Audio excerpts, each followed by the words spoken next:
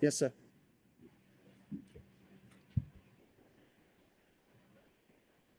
No questions Sorry. from us, sir.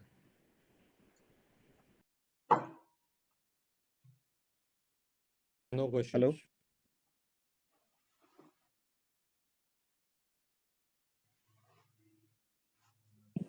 There are no questions. Then we'll go to the next group, which is group number 3. Thank you, everyone. Thank you. Thank you. Thank you Thank for you, the everybody. presentation. Mhm.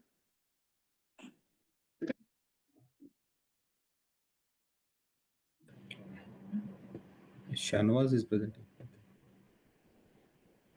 We can see the screen. Mr. Shanmugh. Yeah. Okay, you can see the screen. Yeah, Okay, it is sir. visible. Please go ahead. Okay, so from group 3, I will present the question number 1, and after that, Sarvesh will present the question number 2. Okay. So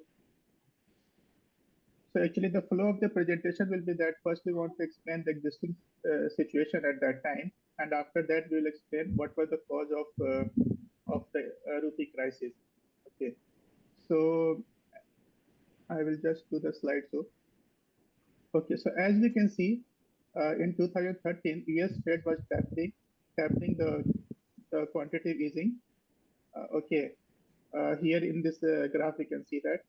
So because of that, what happened is that the bond yield in US became attractive than the India, and investors from India, they started to pulling money out of the country. So that is why we see that there is a reduction in equity and debt on the exhibit 8. Okay, so this was one of the issue. The other issue was that our economy was already doing very bad. As you can see that the GDP growth was in decline in 2012 and 13. It reached to 5%. Okay, all this basically leads to the devaluation of the currency. In fact, in August 2013, the rupee hit to a record high of 68 rupees per dollar. Okay. Now the analysis part, one of the issue why it happened because the inflation in the country was very high. And since the inflation in the country was very high, for example, the US market became more attractive than the India. Okay, and because of that, we had to import the goods from outside. So we were already importing the essential item like oil, and as well as gold, and we had to import other items. And because of that, what happened that we went into the trade deficit, and because of the trade deficit, actually our current account we went into the current account deficit. Okay, as we can see from 15 billion, the trade deficit increased to $88 billion in 2012 and 13. Okay, now this trade deficit ideally should offset by the FDI, but the problem is that if we combine the current account and the foreign direct investment, then we get the basic balance, which was basically also in negative $68 billion in negative figure. Okay. And the other thing is that they cannot rely on the FDI for portfolio investment and loans because these are basically the short-term money, right? So, and in the loan also, if you look at our short-term was 21 billion out of 31 billion, which is quite high.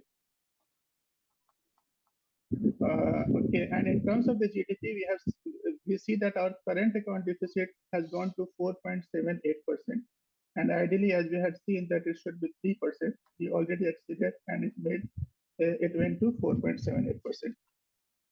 So basically, what happens is that all this leads to the money going out of the country, and if that happens, then the demand for the dollar increases because if you plot the curve between demand and supply, then the demand curve will shift to the right, and so uh, the RBI has to basically in order to neutralize so that the currency does not devalue further, it has to sell the dollar from the reserve, and it was already it was already under pressure because it was having a less reserve. Okay, as we can see from the next exhibit. As we can see in 2008, it was 251 billion, but in 12-13, it is 292 billion.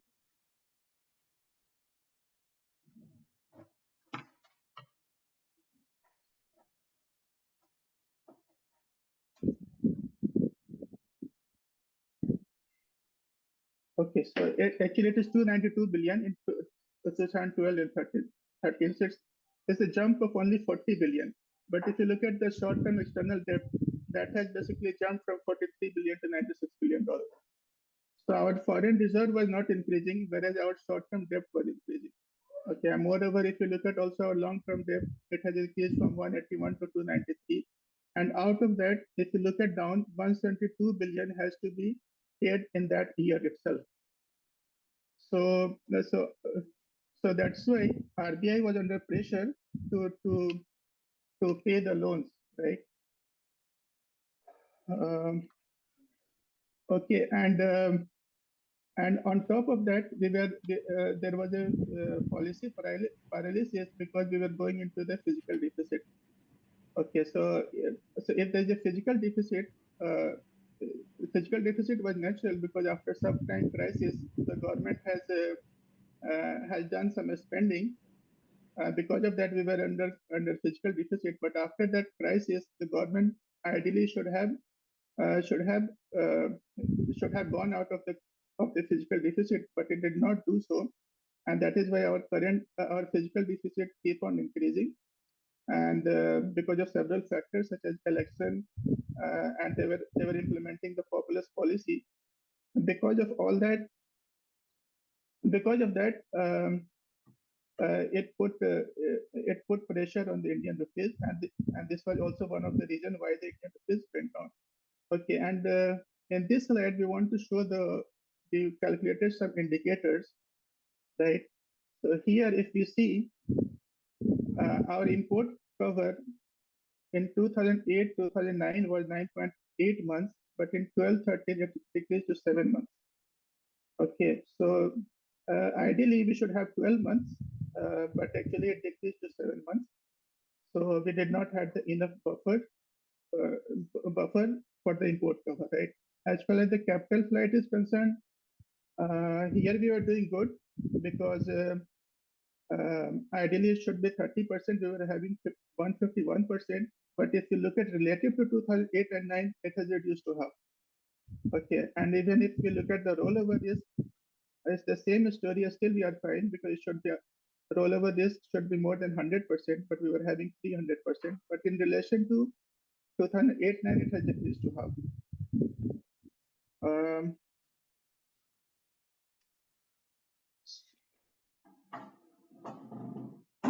So this is what we we had to say. These are the causes why the Indian rupees, the value of Indian rupees decreased. Okay, now in the second half, Mr. Sarvias will explain about what Dr. Ramrajan should have done. Okay, I will share the Word file now.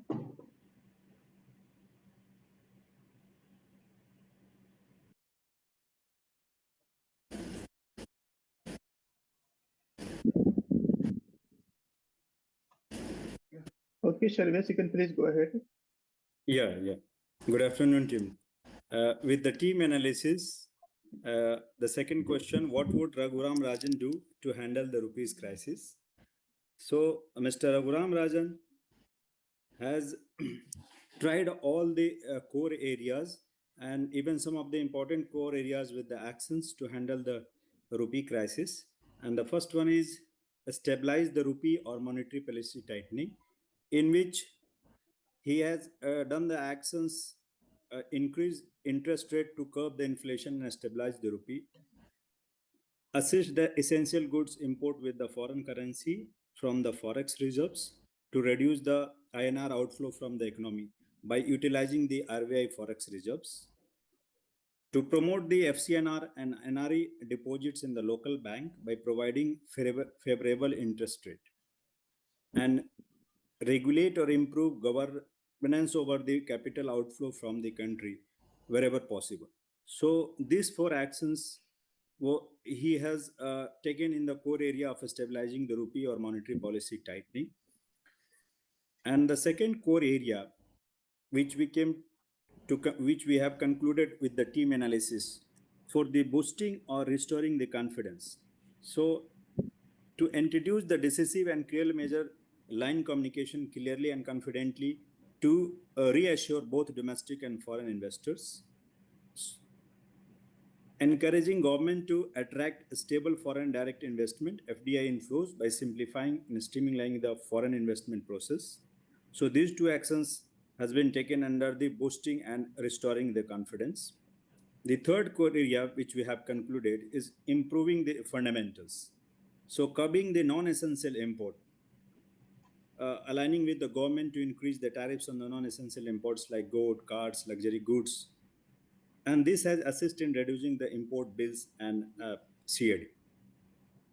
Encouraging the government to introduce a reform to reduce the fiscal deficit, more discipline in subsidies and the populist spending, and push for the stall reforms to improve the ease of doing business and investment climate. So these are the fundamentals which has been applied to improve in this core area to handle the rupee crisis. And the fourth core area where we have where he has taken the actions to use the monetary tools like repo rate to control the inflation and to coordinate with the government on supply side measures to address the CPI inflation. So this was to take the control inflation or manage the inflation with respect to handling the rupee crisis at that time. And the last was the support growth, which was post the stability. So once rupees stabilize, get ready ease interest rate to be stimulate investment and ensure the credit flow to productive sectors, especially SMEs and exporters, work with government to improve and incentive the export. So basically, Raghuram Rajan has tried all these core areas with the related or associated actions to handle the rupee crisis in that time. So these are the concluded analysis which you did with the team to handle the rupee crisis by Mr. Raghuraja. So just one more thing I wanted to add because we missed this point. Okay, we basically calculated the fundamental value of PPP, and it comes to be 63.7. Can you Whereas go in up 2000, canvas? Maybe yes, you can show that, right?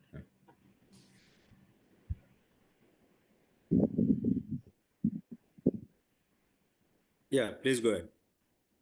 yeah. So and actually it was 68 rupees.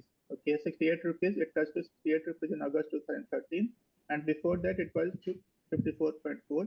It means that the rupee was overvalued, and we think that the main reason was basically the inflation. Okay, and because usually when the inflation is there, then the exchange rate should come down, but it was not happening. Okay, so it was not happening prior to 2013, and that is why in 2013, when the US started to increase the interest rate, all of a sudden there was pressure on Indian rupee, and then it devalued all of a sudden and reached to the record high of 68 rupees. So that's also any question.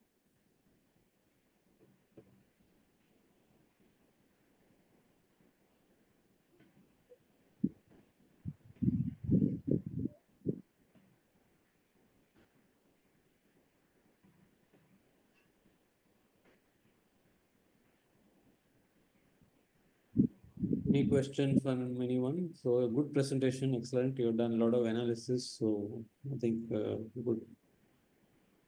Thank you, sir. Thank you, sir. Thank you, sir. So I will stop the screen share, sir. Sure, sure, sure. Okay, thank you.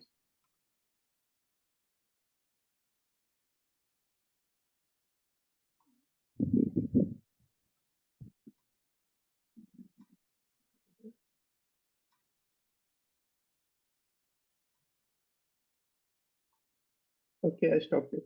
Okay.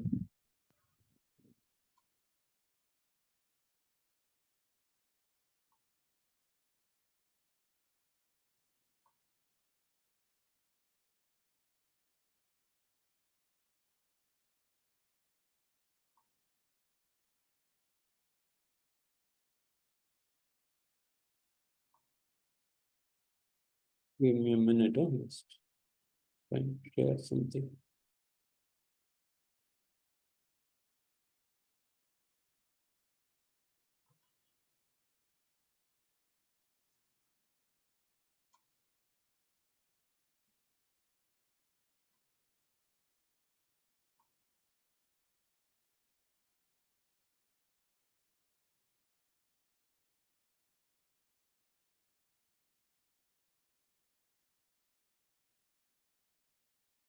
Okay, so what I'll also do is that I'll just take you through what exactly has happened subsequently. So this is where I mentioned that the rupee had sharply depreciated, as this group number 3 has correctly said, was that the rupee was considerably overvalued at the beginning of January 2013, because in the previous years from 2009 to 2013, our consumer inflation was about 10%. So 10% inflation every year with very low inflation internationally basically means that the rupee was overvalued. When the rupee is overvalued, the outcome is that your current account deficit will go up. And that is indeed what happened, is that current account deficit went beyond 4%, as a couple of groups have, I think group number 2 and 3 have mentioned. The current account deficit had exceeded 4%, and that is a danger signal for the economy. And so, what then you can ask the question, why then it did not happen in 12, in 11?